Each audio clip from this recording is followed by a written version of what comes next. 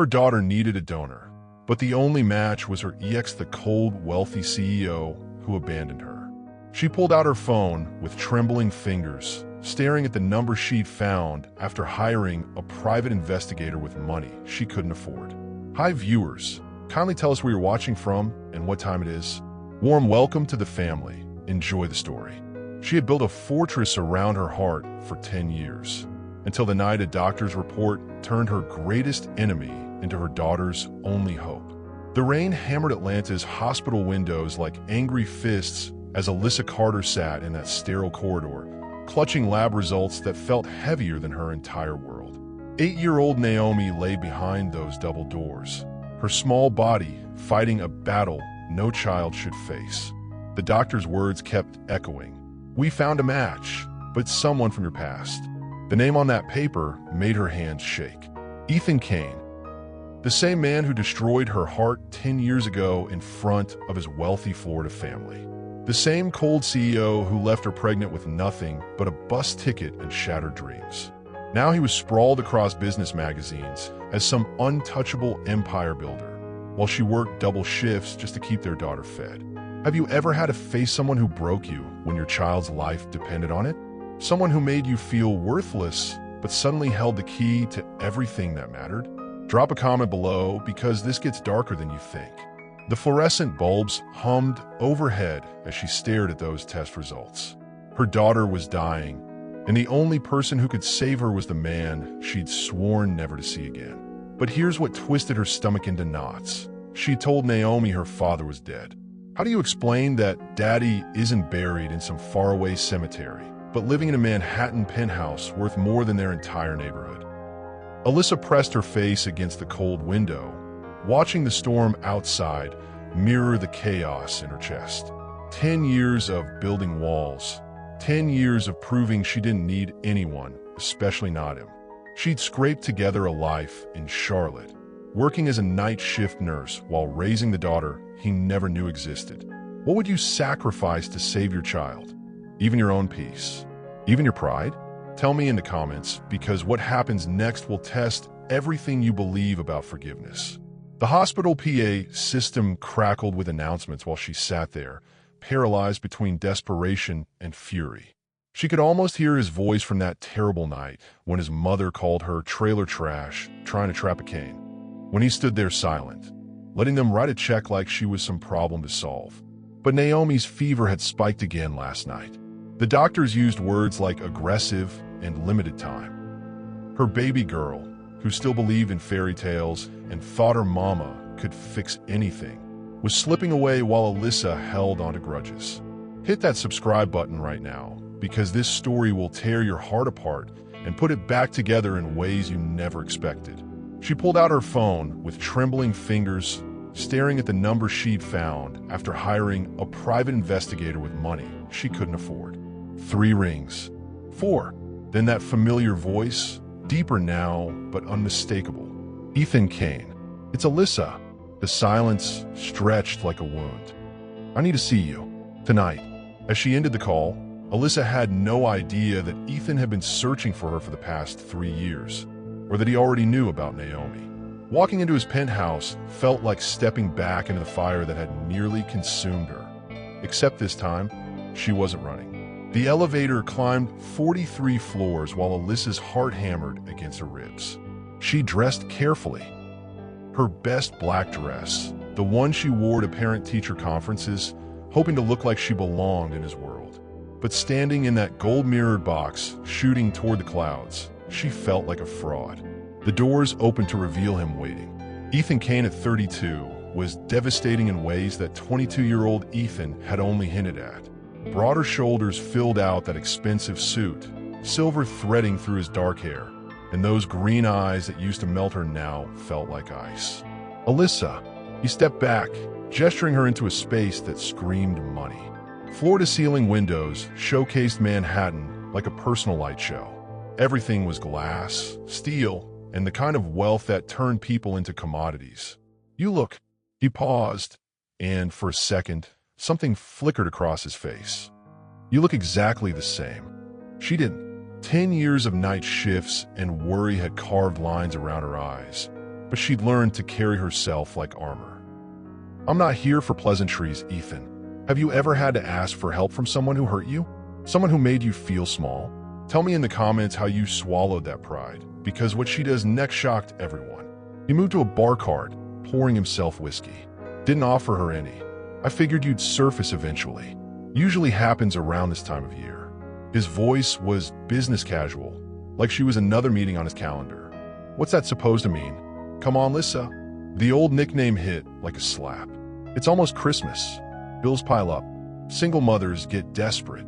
He turned, leaning against the marble counter with that same arrogant smirk that used to make her knees weak. So what's the price this time? The words hung between them like poison. She could have walked out. Should have. But Naomi's face flashed through her mind. Pale, trusting, asking why the doctors kept taking her blood. My daughter is dying. Her voice stayed steady, but her hands clenched into fists. She needs a bone marrow transplant, and you're the only match. Something shifted in his expression. The smirk died, replaced by something harder to read. Daughter, your daughter. The words tasted like broken glass. Naomi's 8 years old, and she's got your stubborn chin and your terrible habit of arguing with doctors. He set down the whiskey glass with careful precision. You kept her. What would you have done? Raised a child alone for 8 years, then had to face the father who abandoned you both? Drop your thoughts below because this conversation gets brutal. I kept her because I wanted her, because she's mine. Alyssa stepped closer, anger finally overriding fear. Not yours, not your family's. Mine. And if she dies because you're too petty to help, I'll make sure everyone knows exactly what kind of man Ethan Kane really is. He studied her face like he was reading a contract, looking for loopholes. Then he walked to his desk, pulled out papers, and slid them across the glass surface. Donor agreement. I'll do the procedure. His voice was all business again, but it comes with conditions. She scanned the document, her heart sinking with every line. 6 months minimum stay in New York, medical supervision, and she looked up sharply. You're not just offering to save Naomi. You're trapping us here.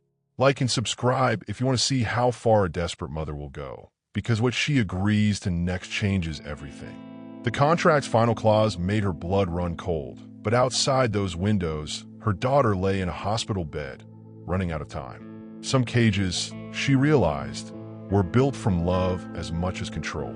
Some contracts are written in ink, others in blood, but theirs was written in 10 years of unspoken regret. Alyssa stared at the papers until the words blurred together. 6 months in New York. 6 months of pretending she could coexist with a man who'd ripped her world apart. But at the bottom of the page, in clinical black and white, were the words that mattered. Donor compatibility confirmed. Transplant success rate, 89%. Why the conditions? She looked up to find him watching her with that intense focus she remembered. If you want to help, just help. Ethan moved to the windows, hands shoved deep in his pockets. Because I know you, Lissa. The second Naomi's better, you'll disappear again. Take her back to wherever you've been hiding. I wasn't hiding. I was living. The words came out sharper than she intended. Building a life that didn't revolve around what the Kane family thought of me. My family. He turned, something raw flickering across his face. You want to know about my family? They cut me off for 6 months after you left. Said I'd embarrassed them, brought scandal to the name. His laugh held no humor. Took me years to claw back their approval. Have you ever wondered what someone gave up when they hurt you? Whether they paid a price too? Tell me in the comments, because the truth behind their breakup will shock you. She felt her carefully constructed walls shifting. So you got your inheritance back and lived happily ever after. Did I? He stepped closer, and she caught that familiar scent. Expensive cologne mixed with something uniquely him. You know what I did the night after you left? I drove to that bus station. Sat there for hours, hoping you'd come back. Hoping you'd fight for us. Fight for us. The words exploded out of her. Your mother called me trailer trash. She said I was trying to trap you with a pregnancy I probably faked. And you stood there like a statue, letting her write that check. Because I was 22 and stupid. His control finally cracked. Because I thought money would fix everything, make it easier for you somehow. You thought I'd take the money and disappear quietly. Make your little problem go away.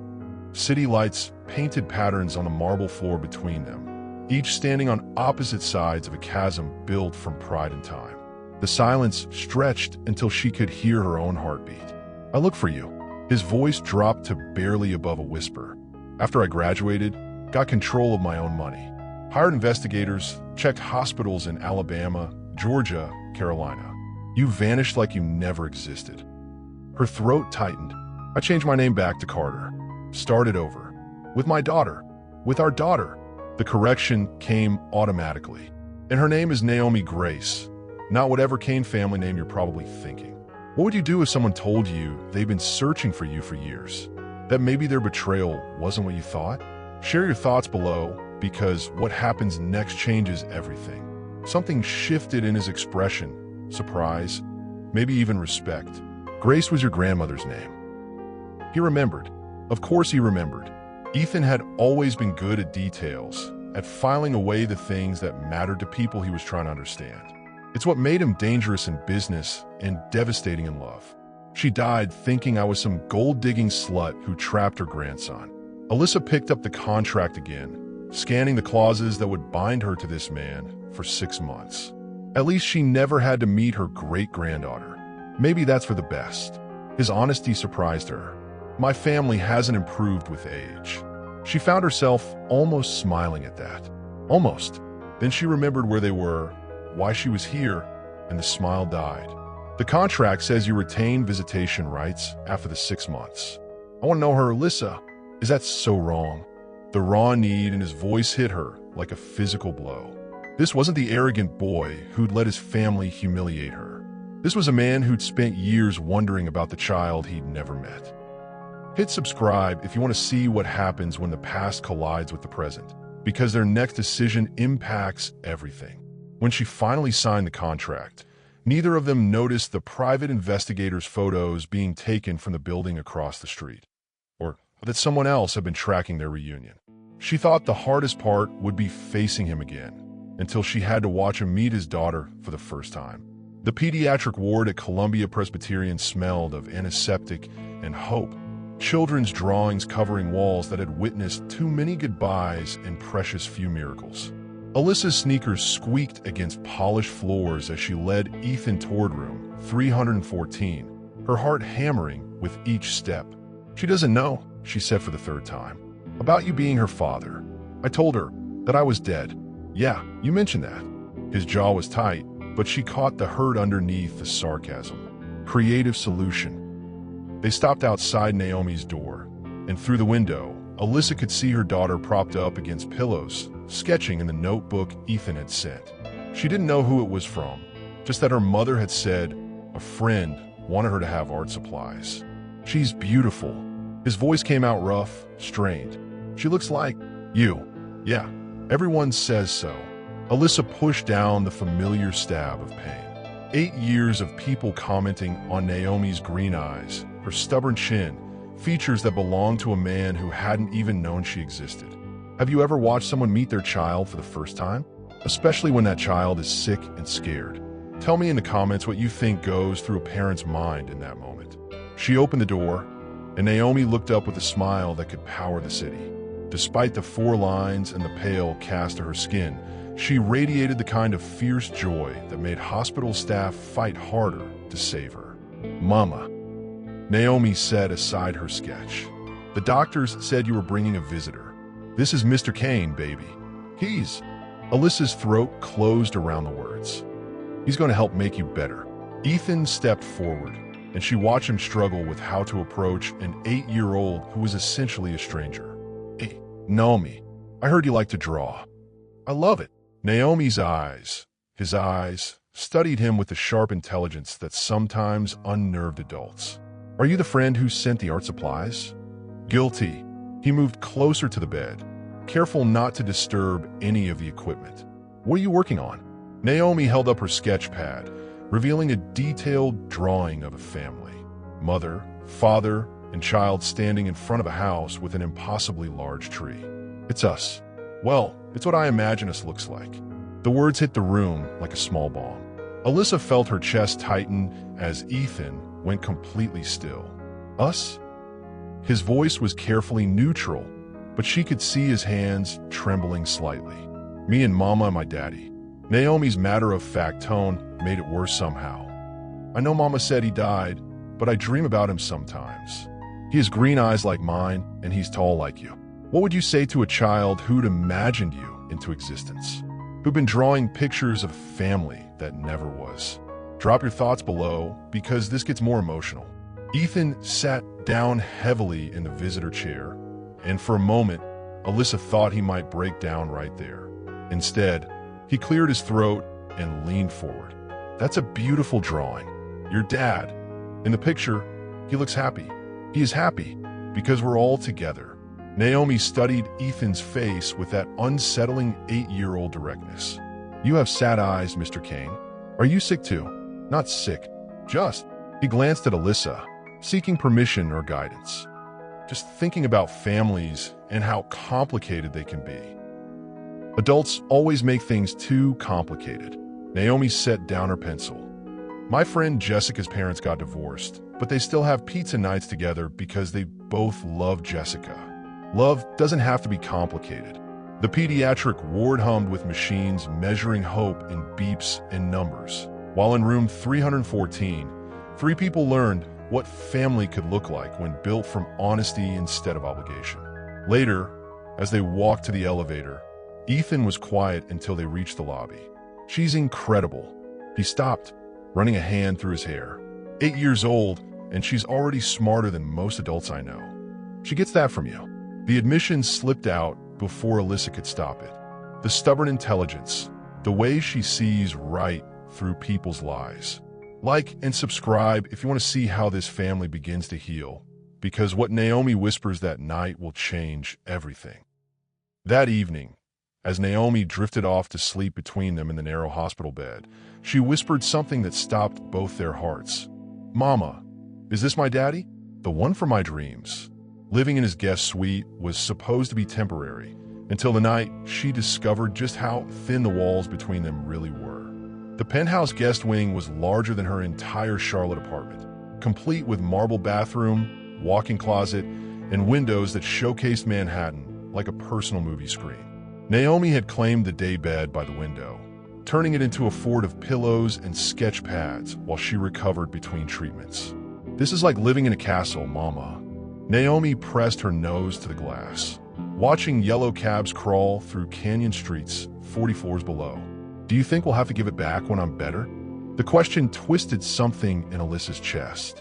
3 weeks of this strange domestic routine. Ethan leaving coffee and pastries outside their door each morning. Naomi's delighted shrieks when he came home from work with new art supplies or books. The way he'd started reading her bedtime stories in that deep voice that made even Alyssa pause to listen. We're not staying, baby. This isn't our home. But even as she said it, doubt crept in. Naomi was thriving here in ways that had nothing to do with medical treatment. She laughed more, asked for seconds at dinner, fell asleep without the nightmares that had plagued her in Charlotte. Have you ever found yourself in a situation that felt too good to be real? Where you knew you should leave, but couldn't make yourself want to? Tell me in the comments, because what happens tonight changes everything. The clock showed 2:47 a.m. when she gave up trying to sleep and padded to the kitchen for water. The penthouse transformed in darkness, city lights streaming through floor-to-ceiling windows, turning their temporary shelter into something that felt dangerously like home. She was reaching for a glass when footsteps made her freeze. Couldn't sleep either. Ethan's voice came from the doorway, rough with exhaustion. He wore just pajama pants, and she tried not to notice how the years had filled out his chest, added definition to shoulders that had been lanky at 22. Naomi had a nightmare. She turned, clutching the glass like armor. Doctor said it's normal with the medications, but it's hard to watch. He moved closer, and she caught that familiar scent, now mixed with soap and the warm smell of sleep. I heard her crying, wanted to help, but I didn't know if you were allowed. The words came out gentler than she intended. Ethan, she's your daughter. You don't need permission to comfort your own child. Something shifted in his expression. Is that what you think? That she's my daughter now? The question hung between them in the kitchen's dim light. Outside, the city hummed its sleepless symphony while inside, two people who'd loved and lost each other tried to figure out what they were becoming. I think she's our daughter. The admission surprised her. And I think I've been selfish keeping you from each other. He stepped closer, close enough that she could feel warmth radiating from his skin. You weren't selfish, Lissa. You were protecting her.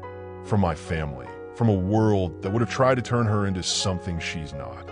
What would you do if someone stood that close to you in the middle of the night? Someone who used to know your body better than you knew it yourself? Share your thoughts below because the tension is about to explode. Her back hit the kitchen island as he reached around her for another glass. The movement brought his chest against hers for just a second, but it was enough to flood her system with memories. His hands on her skin, the way he used to whisper her name like a prayer. I should go back to bed. But she didn't move, and neither did he. Probably, his voice had dropped to that low register that used to undo her completely. But you're not going to, are you? This is complicated, Ethan. We have Naomi to think about. And after her treatment, you'll disappear again. He bracketed her against the counter with his arms, not trapping, but giving her space to leave if she wanted. I know you, Lissa. You're already planning your exit strategy. Had been since the night she'd signed his contract. But standing here at his kitchen at 3 a.m., she couldn't remember why leaving seemed so important. Hit subscribe if you want to see what happens when the past and present collide, because what she finds on his desk tomorrow morning will shatter everything. His thumb traced along her jawline, the touch so gentle it made her ache. I missed you. Every day for 10 years, I missed you. Before she could respond, before she could think or reason or remember all the ways this was dangerous, his mouth was on hers. 10 years collapsed into nothing as she kissed him back, hands fisting in his hair, body remembering what her mind had tried to forget. They broke apart, breathing hard, foreheads pressed together in the city-lit darkness. This changes nothing, she whispered. Everything, he corrected. This changes everything. She found a hidden folder on his desk by accident the next morning. Photos of Naomi from every birthday, every school play, every milestone he'd missed. He'd been watching them from afar for years. She confronted him with the photos at midnight, expecting lies. Instead, she got 10 years of suppressed longing and a confession that shattered everything. The folder felt like evidence of a crime as Alyssa sat in the guest room, spreading photos across the white comforter. Naomi at 2, blowing out birthday candles in their tiny Charlotte kitchen. Naomi at 4, dressed as a princess for Halloween. Naomi at 6, gap-toothed and grinning at her first-grade graduation. Every milestone, every moment, all captured by a private investigator's camera while she believed they were invisible. Her hands shook as she reached the bottom of the stack. Hospital photos from last month. Naomi hooked up to machines, looking small and fragile in that big bed. He'd known their daughter was sick before she'd ever called him. The penthouse door slammed as Ethan came home from whatever business dinner kept him out past 11. She heard him pause in the hallway, probably seeing light under her door. 3 soft knocks. Lissa, you okay? She opened the door without a word, holding up the photographs. His face went pale, then resigned, like he'd been waiting for this moment. How long? Her voice came out deadly calm. How long have you been watching us? Since I found you 3 years ago. He stepped into the room, hands raised like she was holding a weapon instead of pictures. I hired investigators right after I took over the company. Took them 5 years to track down Alyssa Carter in Charlotte. Have you ever discovered someone you trusted was living a lie? That they've been keeping secrets that changed everything you thought you knew? Drop your thoughts below because this confrontation gets explosive. 3 years. She could barely breathe around the rage building in her chest. 3 years, and you never once tried to contact us? Never thought maybe your daughter deserved to know her father was alive? What was I supposed to do? His control started cracking. Show up on your doorstep and demand visitation rights? You made it clear you never wanted to see me again. I was 22 and pregnant and humiliated. The words exploded out of her. Your mother called me trash in front of your entire family. And you handed me a check like I was some prostitute you needed to pay off. I was trying to take care of you. You were trying to make me disappear. They were shouting now, years of buried resentment finally finding voice. Rain lashed the penthouse windows as their voices rose and fell like thunder. 10 years of silence finally breaking open. You want to know the truth? Ethan's voice dropped to something raw and dangerous. I've thought about you every single day for 10 years. Every business deal, every date, every quiet moment, you were there. I compared every woman to you, and they all came up short. The confession hit her like a physical blow. Stop. I couldn't stop loving you even when I hated myself for it. He stepped closer, eyes blazing with something that looked like desperation. Do you have any idea what it's like to lose the only person who ever saw you as more than a bank account? Who laughed at your stupid jokes and called you on your bullshit? What would you do if someone told you they never stopped loving you? That every day apart was torture for them too? Tell me in the comments, because what happens next changes their entire dynamic. Then why didn't you fight for us? Her voice broke on the words. When your family attacked me, when they treated me like garbage, why didn't you tell them to go to hell? Because I was a coward. The admission seemed to deflate him. Because I thought money solved everything. Because I was 22 and stupid, and I let fear make my decisions. She wanted to stay angry. Anger was safer than the alternative. The dangerous flutter in her chest when he looked at her like she was everything he'd lost and found again. The night you left, he continued, voice barely above a whisper, I drove to 3 different bus stations looking for you. Sat in my car for hours, hoping you'd change your mind and come back. I wanted you to come after me. The confession slipped out before she could stop it. I waited at that station for 2 hours, thinking maybe you'd realize you loved me more than their approval. The space between them felt charged, electric with 10 years of what-ifs and might-have-beens. Outside, the storm painted patterns on the windows while inside, 2 people who'd never stopped loving each other finally told the truth. Hit that like button if you've ever waited for someone to choose you over everything else, because what happens next will leave you speechless. He reached for her face, fingers trembling as they traced her cheek. I choose you now. I choose you and Naomi and whatever future we can build together. Before she could think, before she could list all the reasons this was impossible, she was kissing him. 10 years of anger and longing poured into that kiss. Hands tangled in his hair, bodies remembering what hearts had never forgotten. They broke apart, breathing hard, and she saw her own desperation reflected in his eyes. But before either could speak, a small voice cut through the tension. I heard yelling, "Are you fighting about me?" Naomi stood in the doorway in her pink pajamas, looking small and afraid. In her hands, she clutched the drawing she'd made that first day, the family that existed only in her imagination. As they broke apart, breathing hard, Naomi's voice cut through the tension. I heard yelling, "Are you fighting about me?" Standing in the doorway, she looked small and afraid, and Alyssa realized their daughter had heard everything. Some conversations with an 8-year-old are harder than any boardroom negotiation, especially when she's your daughter and she's dying. The 3 of them sat on the guest room floor in a triangle, Naomi cross-legged between her parents like a tiny mediator. The photographs lay scattered around them like evidence of a life lived in shadows. So, well, my daddy isn't dead. Naomi's matter-of-fact tone made the confession sound simple. And you've been watching us for 3 years, but never said hi. Ethan flinched. It's more complicated than that, sweetheart. Adults always say that. Naomi picked up one of the photos. Herself at 7, missing front teeth, holding a trophy from the school science fair. Were you proud of me when I won this? The question hit him like a punch to the gut. So proud. I wanted to be there, wanted to cheer for you, but you were scared Mama would be mad. Out of the mouths of babes.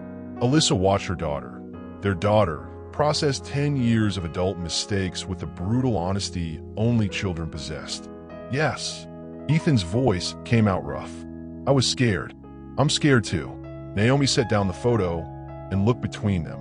The doctors use big words, but I know I'm really sick. And I know you're fighting about what happens after I get better. How do you explain complex adult relationships to a child facing medical crisis? What do you say when your 8-year-old is wiser than you are? Share your experience in the comments below. Alyssa felt her throat close. Baby, you're going to get better. The transplant is going to work and then what? Naomi's green eyes, Ethan's eyes, held a maturity no child should possess. Do we go back to Charlotte and pretend Daddy's dead again? Do we stay here and pretend we're a real family? The questions hung in the air like smoke. Outside, dawn was breaking over Manhattan, painting the room in soft gold light that made everything feel fragile and new. What do you want, Naomi? Ethan leaned forward, giving her the same intense attention he'd once reserved for multi-million-dollar deals. If you could choose anything, what would make you happy? I want us to be a family. The words came out without hesitation. Not a pretend family or a visiting family or a complicated family. Just us, together. Morning light filtered through the penthouse windows, painting stripes across 3 faces learning to be honest with each other while racing against time. Alyssa felt tears prick her eyes. It's not that simple, baby. There are things between your dad and me that happened before I was born. Naomi's interrupt was gentle but firm. I know you got hurt, Mama. I know Daddy made mistakes. But I also know you still love each other. The observation hit like a lightning bolt. Alyssa started to deny it, then saw the knowing look in her daughter's eyes and realized she'd never been able to hide anything from this child. Love isn't always enough, sweetheart. The words felt like glass in her throat. Sometimes people hurt each other too badly to fix it. But you're trying to fix it now, aren't you? Naomi looked between them with that unsettling 8-year-old wisdom. The yelling wasn't angry yelling. It was scared yelling. You're both scared of wanting something you might not get to keep. When did you realize your child was smarter than you? That they could see truths you've been hiding from yourself? Tell me about that moment in the comments below. Ethan cleared his throat. What if we took it one day at a time? No promises about forever. No plans beyond getting you healthy. Just 3 people figuring it out together. Like a trial run. Naomi's face lit up with hope that made Alyssa's chest ache. To see if we fit together? Yeah, kiddo.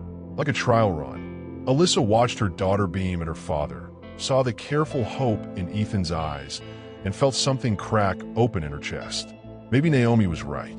Maybe love didn't have to be perfect to be real. But before she could voice her thoughts, Naomi's face went pale. She doubled over, clutching her stomach as a low moan escaped her lips. Baby, Alyssa was beside her in seconds. What's wrong? Hurts. Naomi's voice was barely a whisper. Mama, it really hurts. The thermometer read 104 degrees. As they rushed to the hospital, Alyssa couldn't shake the feeling that they were running out of time in more ways than one. Hit subscribe if you've ever watched someone you love fight for their life, because what the doctors tell them next will test everything they've built together. That evening, as Naomi slept between them in the narrow hospital bed, she whispered the words that changed everything. I dreamed we were a real family.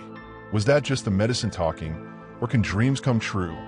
When doctors say complications, parents here prepare for goodbye, but some families refuse to accept defeat. The ICU smelled like disinfectant and desperation. Naomi lay surrounded by machines that beeped and hummed, monitoring every heartbeat, every breath, every sign that their daughter was still fighting. The fever had triggered complications, her body rejecting the pre-transplant medications, organs struggling under the stress. We need to move up the timeline. Dr. Martinez spoke in the carefully neutral tone doctors used when delivering bad news. The transplant needs to happen within 72 hours or... She didn't finish the sentence. Didn't need to. The machines filled the silence with their electronic symphony of hope and fear. Alyssa gripped Naomi's small hand, willing strength into those fragile fingers. Across the bed, Ethan sat motionless, his CEO, composure cracked wide open to reveal the terrified father underneath. What are the risks? His voice came out hoarse from hours of silent vigil. With the accelerated timeline, significant. Dr. Martinez pulled up charts on her tablet. But without it, they all knew what without it meant. The word complications was just medical speak for your child might die. Have you ever sat in a hospital room watching someone you love fight for their life? When the machines become your heartbeat and medical updates become your prayer? Tell me in the comments about facing your worst fear. That night, they took shifts. Alyssa dozed in the uncomfortable chair while Ethan read Harry Potter aloud to their unconscious daughter, his voice breaking on the funny parts that used to make her laugh. When he needed coffee, she took over, singing the lullabies she'd hummed during those first terrifying months as a single mom. You know, she whispered to Naomi's still form, "Your daddy has a terrible singing voice. Good thing you got mine." She could have sworn she saw the hint of a smile cross their daughter's pale lips. At 3 a.m., when the hospital settled into its quiet rhythm, Ethan found her in the family waiting area, staring out windows that reflected nothing but darkness. "Can't sleep either? Every time I close my eyes, I see her getting worse." Alyssa didn't look away from the window. "I keep thinking about all the things I should have done differently. Should have brought her to better doctors sooner. Should have swallowed my pride and contacted you years ago." "Hey." He sat beside her on the plastic couch, close enough that their shoulders touched. "This isn't your fault. You gave her 8 amazing years. You loved her enough for 2 parents. What do you hold on to when everything feels like it's falling apart? When the person you blamed becomes the only one who understands your fear?" Share your thoughts below. I used to hate you. The confession came out soft, almost lost in the hospital's night sounds. Really, truly hate you for not being there for her first steps, her first words, her first day of school. You had every right to, but sitting here now, watching you read to her like you've done it 1,000 times. She finally turned to look at him. "I think I was wrong to keep you away." She needed her father, and I let my hurt blind me to that. The waiting room hummed with vending machines and distant conversations, while 2 people who'd spent 10 years as enemies finally found their way to forgiveness. We both made mistakes. His hand covered hers, warm and steady. "But look what we created together. She's perfect, Lissa. Sick right now, but perfect. When she wakes up, she caught herself. When she wakes up, I want us to be different, better. I want her to see parents who choose each other, not just tolerate each other for her sake.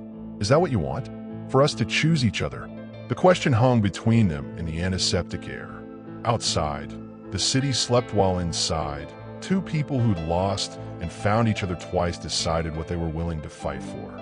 Like and subscribe if you believe love can survive anything, because what happens next will either break them or make them stronger than ever.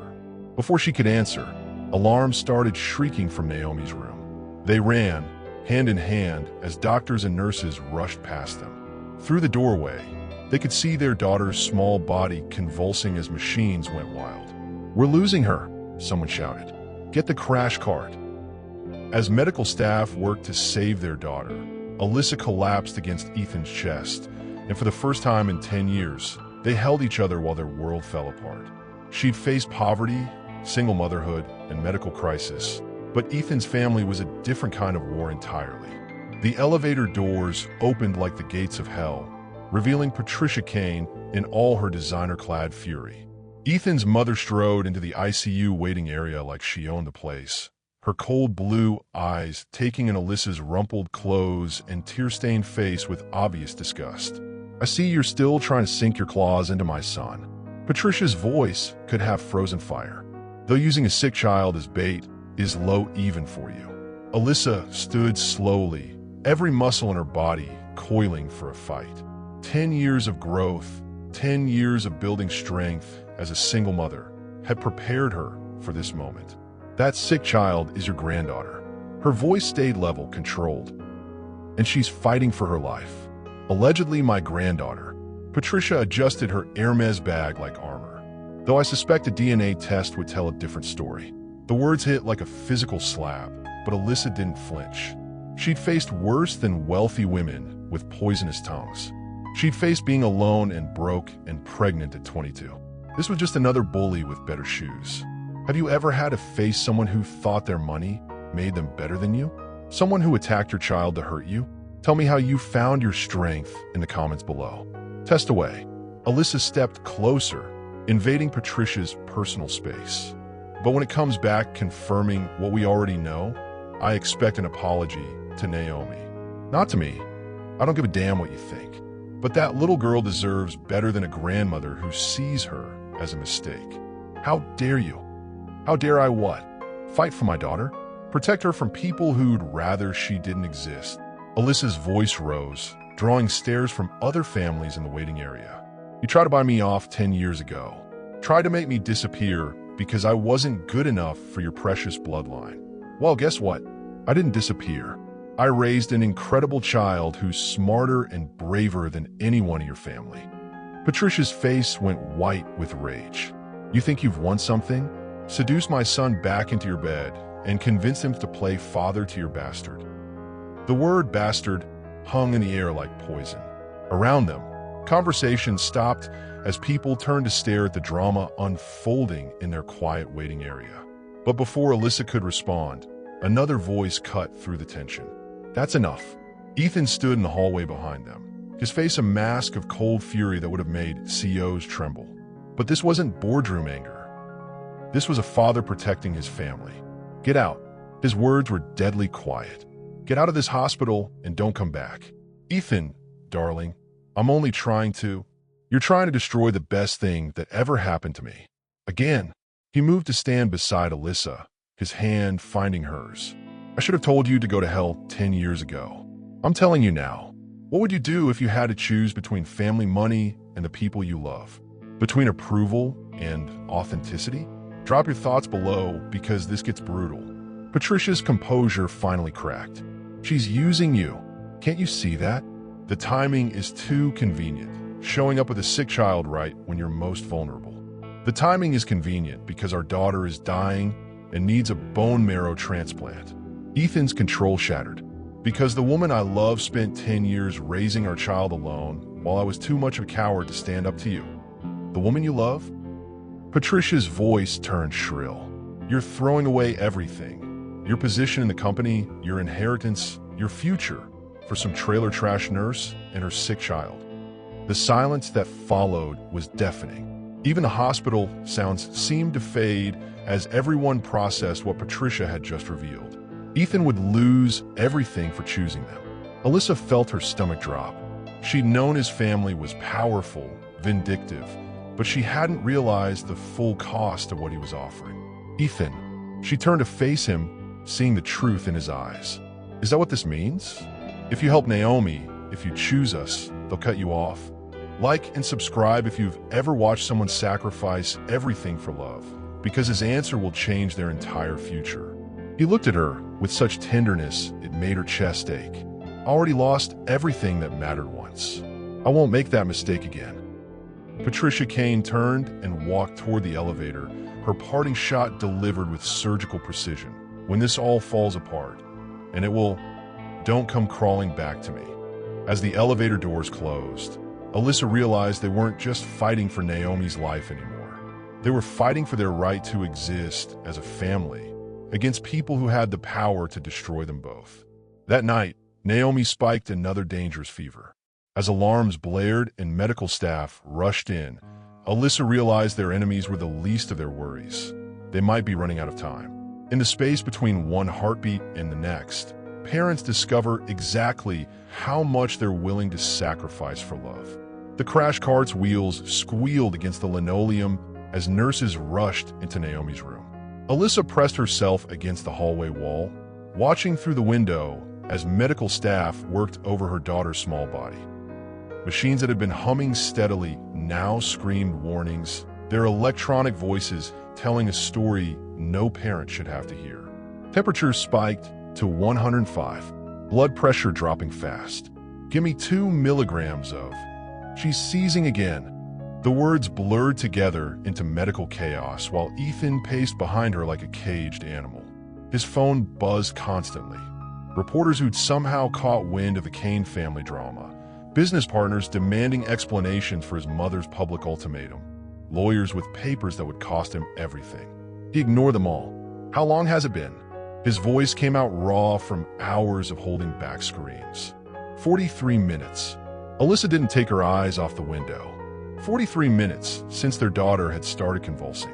43 minutes of watching doctors fight for a life that meant more than their own. Have you ever counted time in heartbeats? Measured hope in the space between one breath and the next? Tell me in the comments about the longest night of your life, because this isn't over yet. Dr. Martinez emerged from the room, her scrubs damp with sweat, expression carefully controlled. We've stabilized her for now, but her body is rejecting the pre-transplant medications more aggressively than we anticipated. What does that mean? Alyssa's medical training helped her decode doctor speak, but when it was your own child, everything sounded like a foreign language. It means we have a choice to make. We can wait, try different medications, hope her body adapts. Or we can proceed with the transplant immediately, despite the increased risks. Ethan stepped forward. What kind of risks? With her current condition, surgical mortality rates jumped to 40%. The numbers hit like bullets. But without the transplant, she didn't need to finish. They all understood the alternative. The family conference room smelled like industrial coffee and broken dreams. Fluorescent lights buzzed overhead while two parents faced an impossible choice. Risk losing their daughter on the operating table or watch her die slowly from the disease eating her alive. 40%. Alyssa stared at her hands, trying to process odds that felt like Russian roulette. Those are terrible numbers, but 60% chance she lives. Ethan's voice held desperate hope. 60% chance she grows up, goes to college, gets married, has kids of her own. What would you choose? The certainty of slow decline or the risk of immediate loss? When did parenting become a series of impossible decisions? Share your thoughts below. Outside the conference room window, she could see Naomi's room, where their daughter lay surrounded by machines that breathed for her, monitored her, kept her tethered to life by electronic threads. She's so small. The words escaped before Alyssa could stop them. 8 years old, and she's fighting battles that defeat grown men. She's also the strongest person I know. Ethan reached across the table, covering her hand with his. She gets that from you, and the stubbornness from you. Despite everything, Alyssa found herself almost smiling. Remember when she was 5 and insisted on wearing that tutu to the grocery store for 3 straight months? I wish I remembered. The regret in his voice cut deep. I wish I'd been there for all of it. The confession hung between them while machines beeped in distant rooms and families held their breath in waiting areas throughout the hospital. If we do this, Alyssa's voice came out barely above a whisper. If we consent to the surgery and something goes wrong, then we'll have tried everything. Ethan's grip tightened on her hand, and we'll have been together when it mattered most. Like and subscribe if you believe some risks are worth taking, because what they decide next will change everything. At 3 a.m., they signed the consent forms with trembling hands. The surgery was scheduled for dawn, a 6-hour procedure that would either save their daughter or end their world. As they settled into the uncomfortable chairs outside the OR, Naomi's last words before anesthesia echoed in their minds. If I don't wake up, promise you'll still be a family. Promise you won't let this break you apart. Some promises, Alyssa realized, were prayers disguised as words. And as the operating room doors closed, cutting them off from their daughter, she closed her eyes and prayed to whatever gods listened to desperate parents in hospital hallways. The longest night of their lives was just beginning. Recovery isn't just about healing bodies. Sometimes it's about rebuilding hearts that never properly mended the first time. 6 hours and 17 minutes. That's how long they sat in that surgical waiting room, counting heartbeats and measuring hope in coffee cups and shared silence. When Dr. Martinez finally emerged, still in her surgical scrubs, Alyssa couldn't read her expression. The transplant was successful. The words hit like sunshine after a thunderstorm. Naomi's body accepted the bone marrow beautifully. Her vitals are strong, and early indicators suggest the new cells are already beginning to work. Ethan's knees buckled with relief. He grabbed the nearest chair, head in his hands, while 10 years of fear and guilt poured out in silent tears. Beside him, Alyssa stood frozen, afraid that moving might somehow break this fragile miracle. She's asking for both of you. Dr. Martinez smiled. the first genuine smile they'd seen from her in weeks. Fair warning though, she's pretty groggy from anesthesia, so don't expect normal Naomi conversations just yet. Recovery Room 4 looked like every other hospital room they'd occupied over the past month, but somehow the air felt different, lighter. Their daughter lay propped against white pillows, pale but breathing steadily, her eyes bright with the kind of alertness that meant the worst was behind them. "Hey, sleepyhead." Alyssa settled into the chair beside the bed, careful not to disturb any of the remaining monitors. "How are you feeling?" "Like I got hit by a truck." Naomi's voice came out scratchy, but stronger than it had been in weeks. "But a good truck, like a truck full of birthday cake." Have you ever heard words that made you believe in miracles again? When someone you love comes back from the edge and reminds you why fighting was worth it. Tell me about that moment in the comments. Ethan moved to the other side of the bed, and for the first time since this nightmare began, all three of them were in the same space without machines screaming warnings or doctors delivering bad news. "The doctor says I'm going to get better now." Naomi looked between her parents with eyes that held too much wisdom for 8 years old. "That the 6Ls are gone and Daddy's healthy ones are going to fix everything." "That's right, kiddo." Ethan's voice came out thick with emotion. "You're going to be stronger than ever." "Good, because I have plans." She settled back against her pillows with the satisfied air of someone who'd fought death and won. "First, I want to go to Central Park and feed the ducks. Then I want to see the Statue of Liberty. And then..." She paused dramatically, looking between them with mischief dancing in those green eyes they both recognized. "Then I want to plan your wedding." The words hung in the recovery room, air like a challenge. Neither parent had discussed marriage, commitment, or anything beyond getting through each day. But their 8-year-old daughter, high on post-surgical medication and newfound hope, had apparently been making plans. "Naomi, sweetheart," Alyssa started, but their daughter held up one small hand. "Nope, you guys love each other. Don't even try to deny it." She looked at them with the absolute certainty only children possessed. "I almost died, which means I get to make requests. And I request a wedding." What would you say to a child who'd survived the impossible and decided your love story needed a happy ending? How do you argue with someone who just beat death? Share your thoughts below. Ethan caught Alyssa's eye across the hospital bed, something passing between them that had nothing to do with their daughter's demands and everything to do with the way they'd held each other during the worst night of their lives. "What kind of wedding?" he asked seriously, treating their 8-year-old like the family who she'd apparently become. "Small, pretty, with lots of flowers because Mama likes flowers." Naomi's voice was getting sleepy, but her determination remained crystal clear. "And I get to be maid of honor because I introduced you guys. Technically, you were in a coma when we got back together," Alyssa pointed out. "Details." Naomi waved a weak hand dismissively. "I'm still taking credit."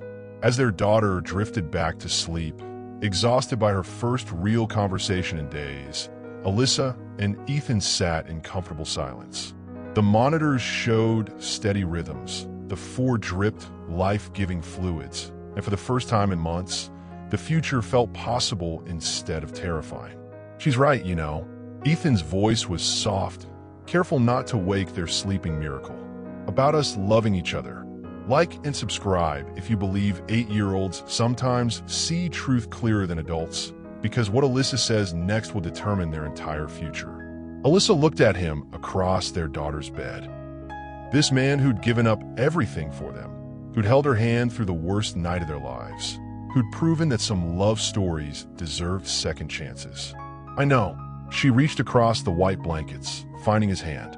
"The question is, what are we going to do about it?" Outside the recovery room window, New York City hummed with 8 million stories of love and loss and second chances. But inside room 4, 3 people who'd found each other again began planning for a future none of them had dared to imagine just weeks before. She'd spent 10 years believing she wasn't worth fighting for, until the day a man offered her forever with no conditions attached. 2 months later, Naomi's hair was starting to grow back in soft brown curls that caught the light like spun gold. She was strong enough for school 3 days a week, loud enough to argue with her tutors on her off days, and persistent enough to bring up wedding planning during every family dinner. Central Park Conservatory Garden. She announced over takeout Chinese food in the penthouse dining room. I looked it up on your laptop, Daddy. It's perfect for small weddings in October. Ethan nearly choked on his lo mein. October? That's next month. So, Naomi twirled noodles around her chopsticks with the confidence of someone who decided her parents needed a deadline. What's the point of waiting when you already know you want to be together forever? Alyssa set down her fork, studying her daughter's face. Baby, marriage is complicated. There are legal things to consider in your dad's business situation, and you're scared. Naomi's observation cut through all the adult explanations like a knife through butter. You're scared because last time didn't work out. The truth of it hit like a physical blow. Yes, she was terrified. Terrified of believing in forever again. Terrified of trusting happiness that felt too good to last. Have you ever been afraid to want something because losing it once almost destroyed you? When did caution become another word for cowardice? Tell me in the comments about facing your fears. I'm scared too. Ethan's admission surprised both of them. Scared I'll mess this up again. Scared I'll let my family or my business or my own stupidity get in the way of what matters most. Then don't. Naomi's logic was brutally simple. Just don't let those things matter more than us. After dinner, while Naomi worked on homework at the kitchen counter, Ethan pulled Alyssa onto the penthouse balcony. Manhattan sparkled below them like scattered jewels, but his attention was focused entirely on her face. She's right, you know. His hands found her waist, pulling her closer in the cool evening air. About not waiting when you already know. Ethan, I love you. The words came out firm, certain. I love you exactly the way you are right now. Stubborn and scared and stronger than anyone I've ever known. I love the way you fight for our daughter. I love the way you've forgiven me for things I can't forgive myself for. The city hummed below them while he spoke, but his voice was the only sound that mattered. I love that you made me a father without me even knowing it. That you raised an incredible human being who's smarter than both of us combined. His thumb traced along her cheek, the touch sending familiar electricity through her system. And I love that you're giving me a chance to be the man I should have been 10 years ago. What would you say if someone offered you everything you'd stopped believing you deserved? If they saw your worth before you believed in it yourself? Drop your thoughts below. I love you too. The confession felt like jumping off a cliff and growing wings at the same time. I love you for choosing us over everything else. For proving that some people really can change. For reading Harry Potter with funny voices and learning to braid hair on YouTube. I'm still terrible at the braiding. You're learning. She smiled, feeling lighter than she had in years. I love you for trying, for showing up, for being the father Naomi deserves and the partner I never thought I'd find again. The balcony overlooked Central Park, where couples walked hand in hand and families played on grass that would soon be covered with autumn leaves. Somewhere in that urban forest was a garden where weddings happened, where promises were made under open sky. So, October, his eyes held the same hope she'd seen that first night in the hospital when they dared to believe Naomi might survive. October, the word felt like a promise and a prayer combined. But I have conditions. Name them. Small ceremony. Just us and the people who matter. No Kane family drama. No society page coverage. And Naomi gets to plan whatever she wants. Done. He pulled a small velvet box from his jacket pocket, and her breath caught. Though I should probably do this properly. Like and subscribe if you believe in love that survives everything life throws at it, because this proposal will restore your faith in happy endings. He dropped to one knee on that Manhattan balcony, 43 floors above the city that had brought them back together, with their daughter's laughter floating through the open door behind them. Alyssa Grace Carter, will you marry me? Will you let me spend the rest of my life proving I'm worth the second chance you've given me? The ring was perfect, simple, elegant, nothing like the ostentatious stone his mother had probably expected him to choose. This was a ring for a woman who valued substance over show, love over luxury. Yes, the word came out as a whisper, then stronger. Yes, I'll marry you. As he slipped the ring on her finger, Naomi's delighted squeal came from the kitchen. I heard that. October wedding planning starts now. Some moments Alyssa realized were worth waiting 10 years to experience properly. Planning a wedding while your daughter recovers from life-saving treatment teaches you what really matters and what's just pretty decoration. The venue coordinator looked like she'd swallowed something sour as she surveyed their requests. Central Park Conservatory Garden in October, 30 guests maximum, simple ceremony, no media coverage. Everything about their wedding screamed small and intimate in a city where most celebrations were designed to impress strangers. Most couples prefer the Bethesda fountain for photos, she said, clearly trying to upsell them to something more elaborate, much more dramatic for social media.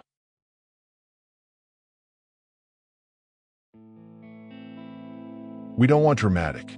Naomi spoke up from her wheelchair, still tired easily, but determined to be part of every wedding decision. We want beautiful. There's a difference. Alyssa squeezed her daughter's shoulder, proud of the wisdom packed into that 8-year-old body.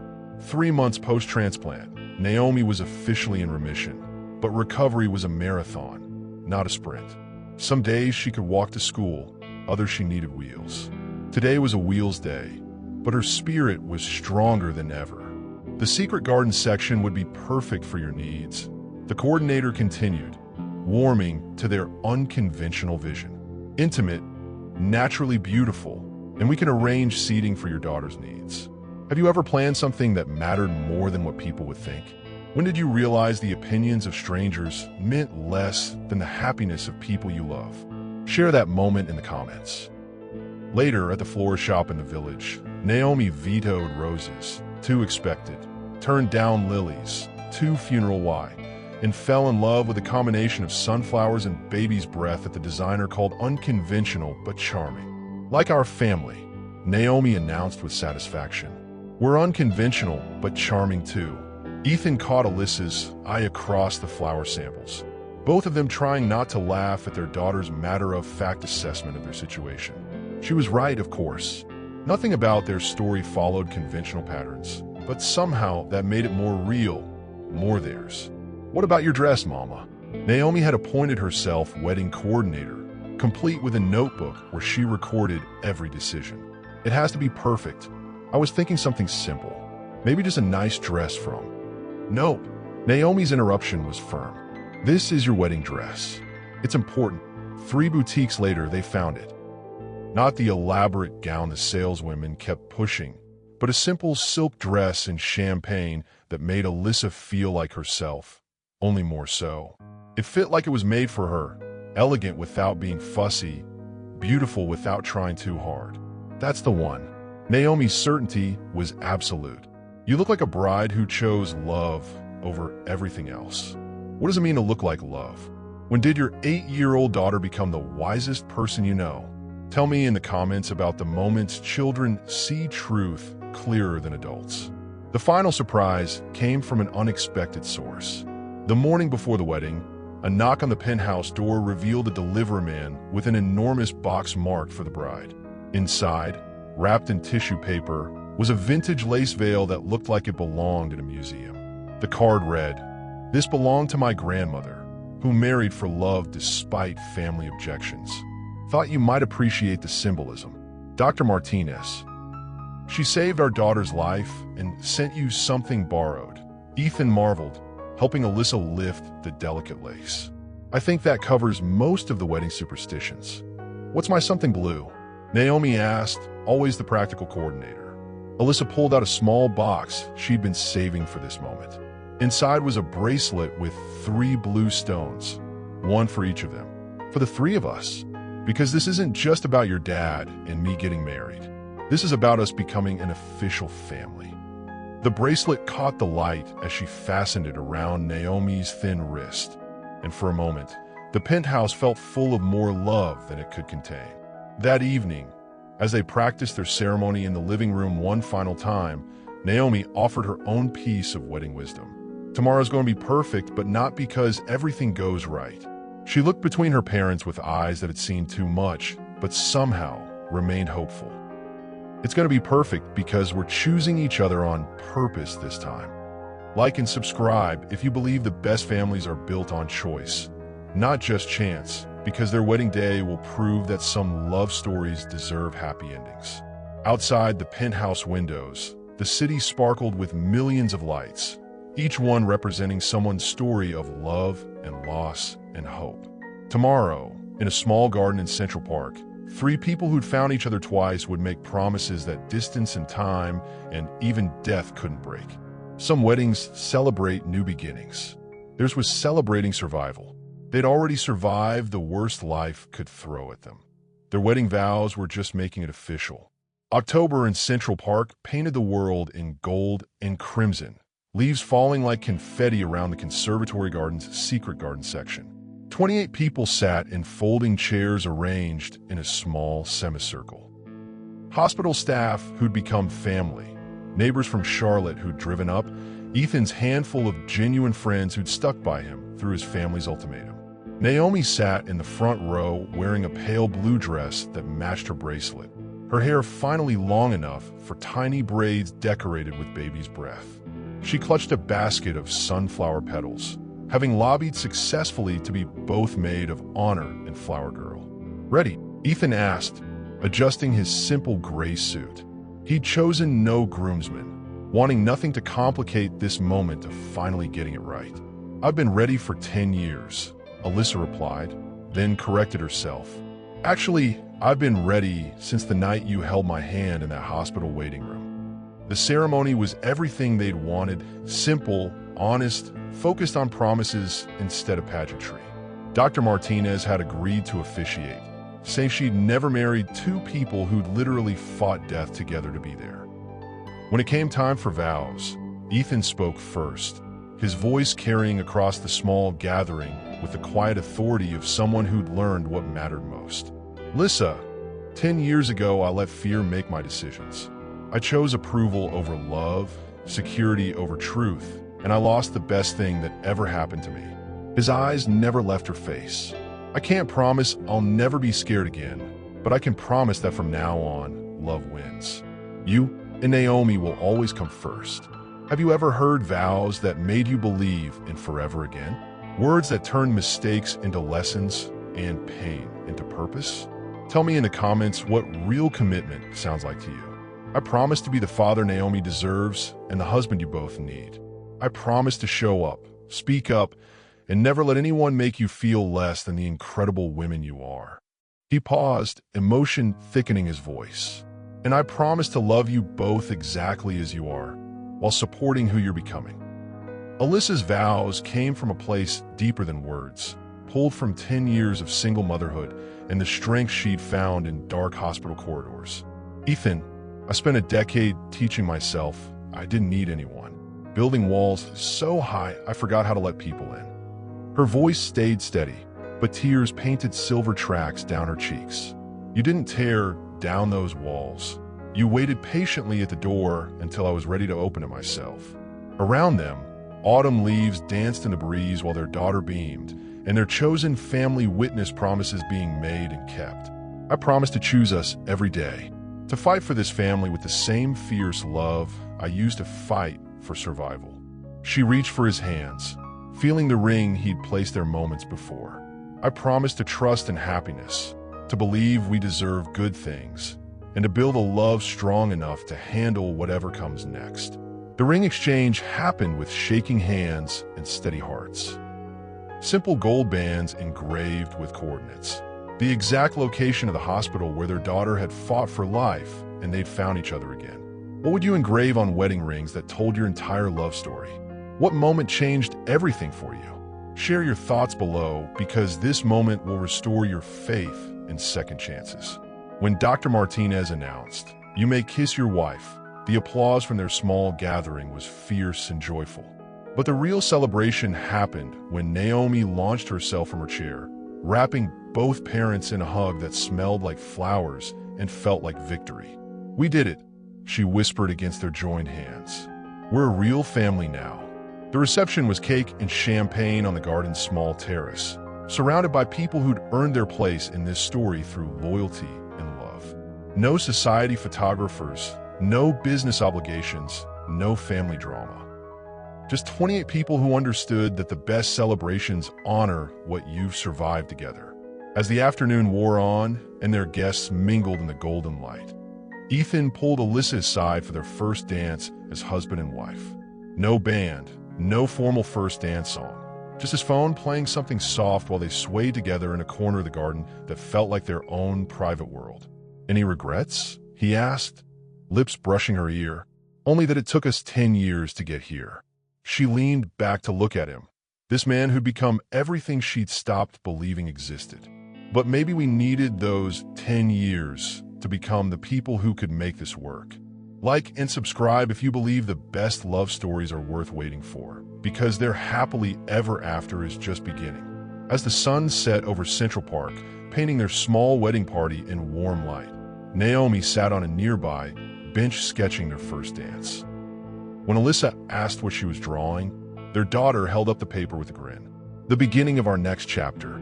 The sketch showed 3 figures, taller now, older, but still holding hands as they walked toward whatever came next. Some families are born. Others are built through choice, courage, and the kind of love that refuses to quit. She once offered her body as sacrifice to save her daughter. Now it created new life as celebration of everything they'd built together. 6 months after the wedding, Alyssa sat in Dr. Chen's office, staring at an ultrasound image that looked like a tiny bean floating in space. Beside her, Ethan gripped her hand so tightly she could feel his pulse racing through his fingertips. 12 weeks along, everything looks perfectly healthy. Dr. Chen smiled at their shocked faces.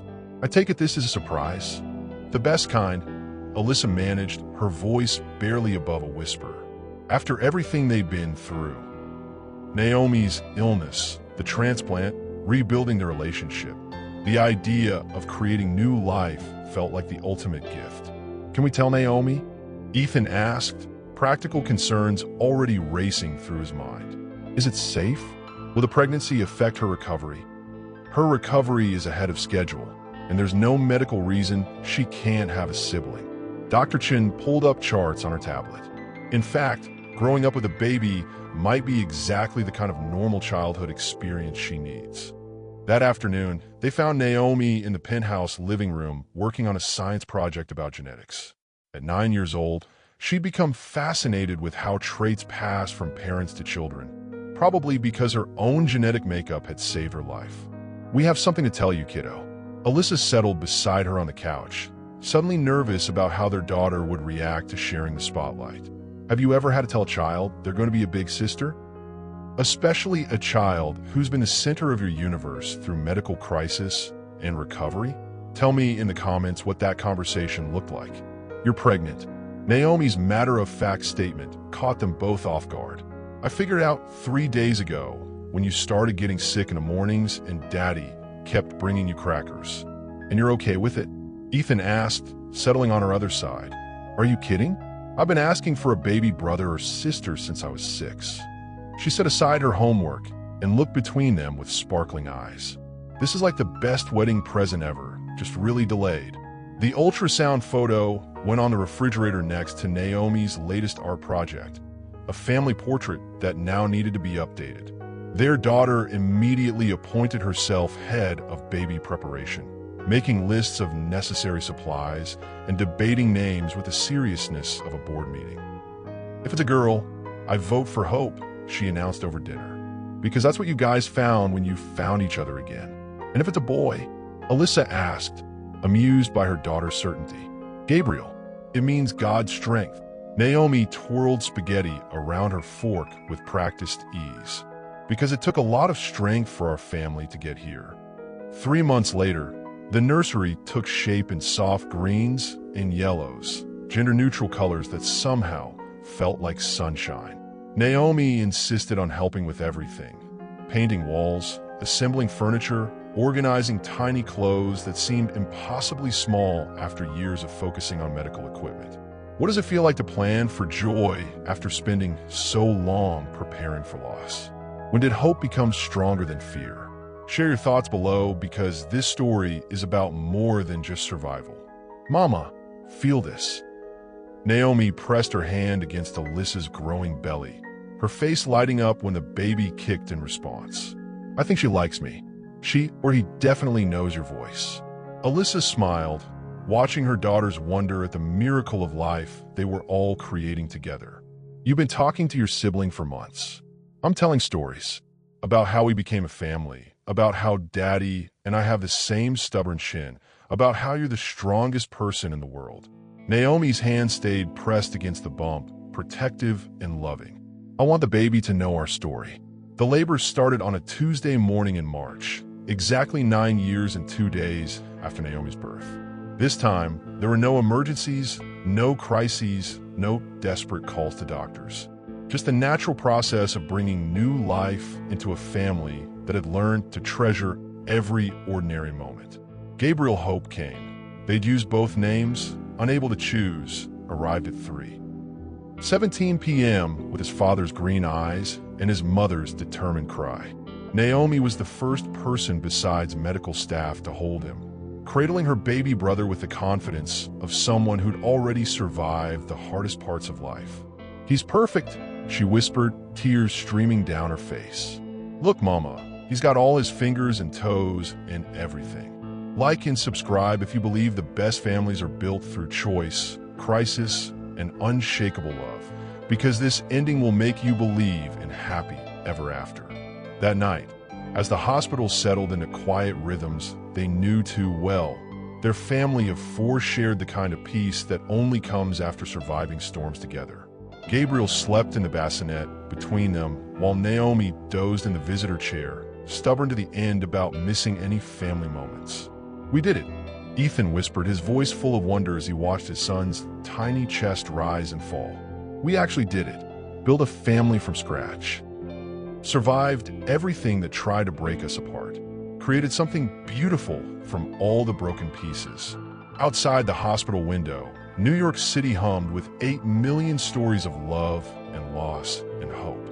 But inside room 312, for people who'd found each other through desperate circumstances and chosen each other through everything since, proved that some love stories don't just survive, they thrive. As Alyssa drifted off to sleep, Gabriel's tiny hand wrapped around her finger, she thought about the woman who'd walked into a fertility clinic 2 years ago, ready to sell her body to save her daughter. That woman could never have imagined this moment, surrounded by a husband who'd given up everything for them, a daughter who'd beaten death and chosen joy, and a son who represented their victory over every obstacle life had thrown their way. Some families are born. Others are forged in hospital waiting rooms, in penthouse kitchens, and small garden ceremonies. The best ones are built on choices made daily, to fight, to forgive, to love fiercely enough to survive anything. Their story wasn't ending. It was just beginning the next chapter. If this story touched your heart, hit that like button and subscribe for more stories about love that survives, grows, and transforms everything it touches. What impossible choice would you make for your child? What broken pieces in your life deserve a chance to become beautiful? Share your thoughts in the comments below. And remember, sometimes the love worth fighting for is the one that fights for you back. Thanks for watching, and we'll see you in the next story.